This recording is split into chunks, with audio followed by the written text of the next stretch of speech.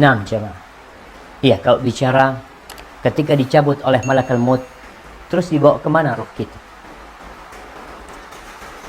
Kalau dia orang beriman, sebagaimana dalam hadis Al-Bara bin Azib, kita tahu turun malaikat-malaikat dengan pakaian yang indah, dengan wajah yang berseri-seri.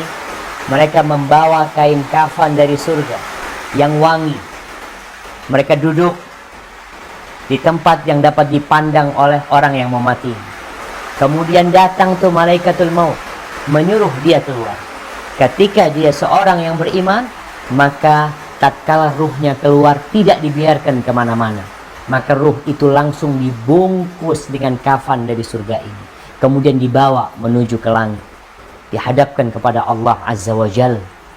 Dia dengan aroma yang indah ya. Setelah sampai di sana, maka Allah kembalikan ke jasadnya ke tanah. Minha khalaqnakum wa fiha nu'idukum wa minha nukhrijukum taratan ukhra. Kemudian dibalikin ke jasadnya untuk ditanya oleh Munkar dan Nakir.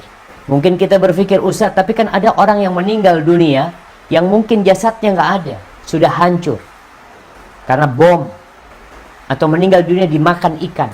Kita bicara ini di alam yang berbeda, di alam barzakh. Maka dikumpulkan dia bersama jasadnya di sana, dan kita nggak tahu bagaimana proses itu kecuali Allah Subhanahu wa Ta'ala. Ada riwayat lain, setelah ditanya, kemudian dia mendapatkan kenikmatan karena amalan-amalan dia, karena rahmat Allah Azza wa Jal. Kalau dia orang-orang yang mati syahid, kita tahu orang yang mati syahid dan orang-orang yang beriman yang memiliki derajat yang tinggi, ruhnya itu akan berada di rongga burung-burung yang berwarna hijau. Kata Nabi SAW, fi jawfi tayrin khudrin tasrahu fil jannah haitsu tasha. Dia berada di rongga burung yang hijau yang terbang di surga kemana aja dia mau. Itu kalau orang itu mati syahid. Dan ada catatan penting tentang orang yang mati syahid. Dia tidak akan merasakan sakaratul maut kecuali seperti gigitan semut. Sebagaimana disebutkan oleh Nabi SAW di dalam hadis yang diriwayatkan oleh Imam Nasa'i berkaitan dengan orang yang mati syahid. Tapi yang jelas, ruhnya dia bisa berada di sana. Kuburan dia menjadi taman dari taman-taman surga. Ruhnya akan berada di rongga burung hijau, terbang di mana dia mengetahui. Dan kita beriman. Karena urusan ruh, Allah mengatakan kulir ruh min amri rabbi.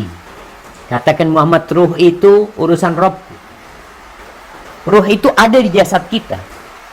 Kita itu nggak tahu bagaimana dia berada di mana. Apakah berada di jantung kita?